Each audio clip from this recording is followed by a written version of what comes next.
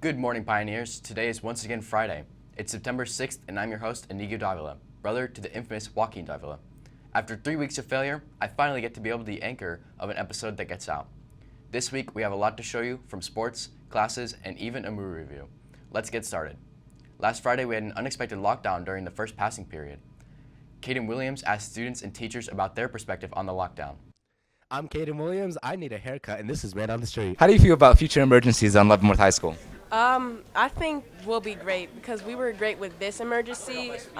So we'll do good with other emergencies. I think it was pretty good. I was in the upstairs history hallway, so it was pretty quick and quiet.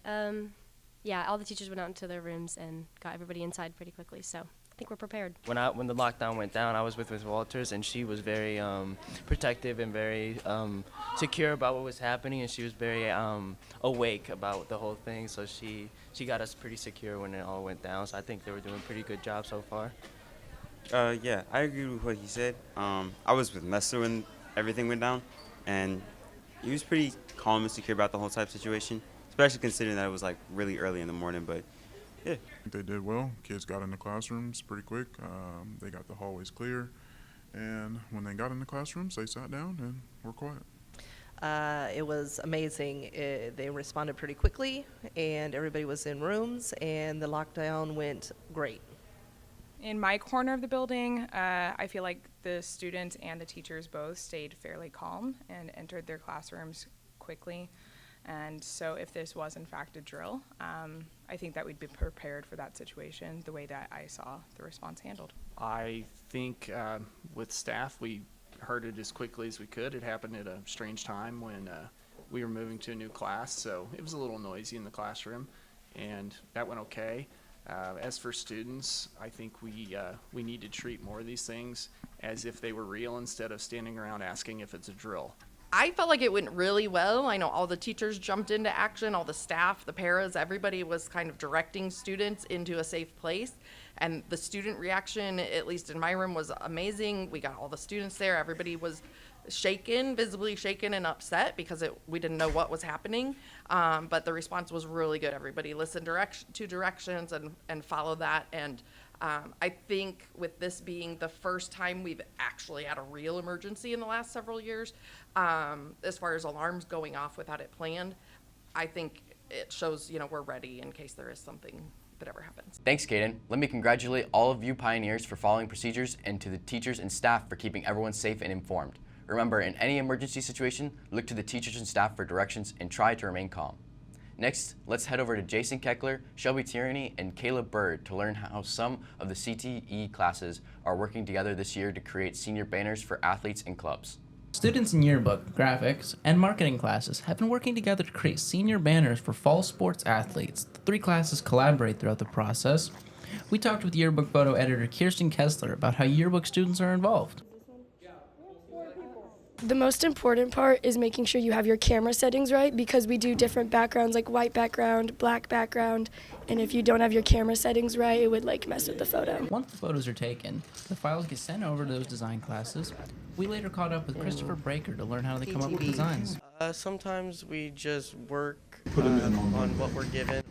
And if they're holding The final step is sending completed banner designs over to the marketing class for printing. Alexis Kendrick is the class and explains how they fit in the process. So as marketing, we make sure we share the banner machine, and two, we also we have a project board, so we put that on our project board, and we just communicate with them and everything. So it's basically like any other project, except we just collab with other people to make it an easier process. This is the first year the three classes have been able to collaborate since they all met fifth hour. Clubs can request senior banners by reaching out to Mr. Short. Banners for winter and spring athletes are already being scheduled. For Shelby Tierney, I'm Jason Keckler reporting for Pioneer TV. Thanks, Jason. If your club, class, or sport would like more information about senior banners, make sure to reach out to Mr. Short in room 222. Next up, let's check out a review of the classic movie Die Hard, put together by Jeremiah Eulis. Starring Bruce Willis in his breakout role, Die Hard is a blockbuster action film released in 1988 directed by John McTiernan. The film revolves around John McClane, an NYPD cop who takes a vacation to Los Angeles to visit his estranged wife Holly at her employer's Christmas party. The evening turns sour, however, as the building is quickly overrun by terrorists led by the radical Hans Gruber. With the building being impenetrable from the outside, it is up to John to single-handedly take down the terrorists, save the hostages, and rescue his wife. The film is chock full of tense, heart-pounding action. I already used all the explosives. This is a movie that keeps you on your toes from the get-go, and you really feel the isolation and desperateness of the situation. Die Hard is a ton of fun, and I recommend everyone watch this essential action film. The movie is rated R for strong language, violence, and brief nudity.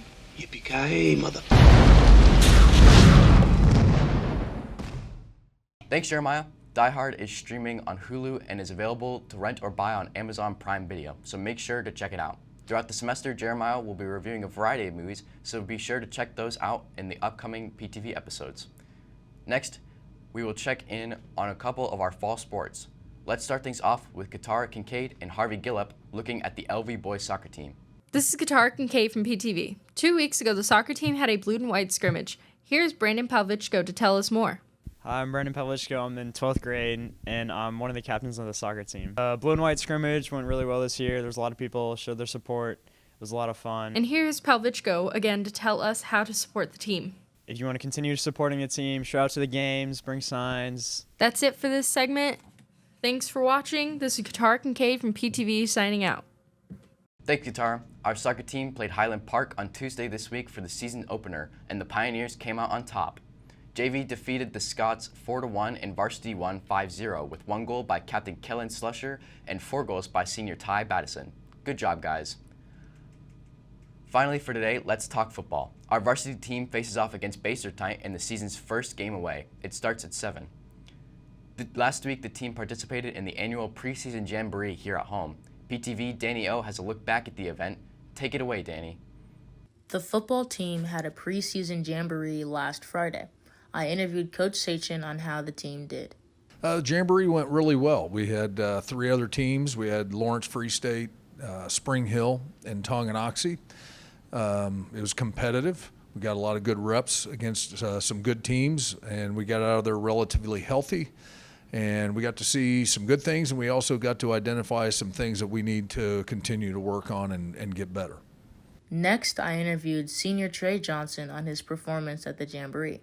I think I did pretty well. I'm still getting to know the plays in the different positions. I do 3 different positions, so that was mostly it. I tried my best.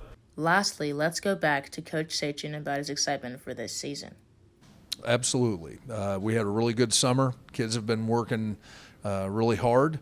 Kind of got a new defensive scheme, new offensive scheme, and the kids seem to really like it, and they're working hard to get better at it. And we played a lot of young kids last year, and those kids are all back, and they've gotten better. And we hope to be competitive and win some more games this year. There is a home football game against Lansing on the 13th. You should come out and support our team. I'm Danielle O, reporting for Pioneer TV. Thanks, Danielle. The theme for tonight's game is Western, so get out your cowboy hats and boots and head to the game. Tomorrow, there's a cross-country meet at the University of St. Mary. Get out there in the morning and support our runners. There's also a mini Raider boot camp happening here on campus. That's all we have for today's episode. There is no school next Monday, so sleep in and enjoy your 3-day weekend. We'll catch you next time. I'm the one and only Inigo Davila, PTV out.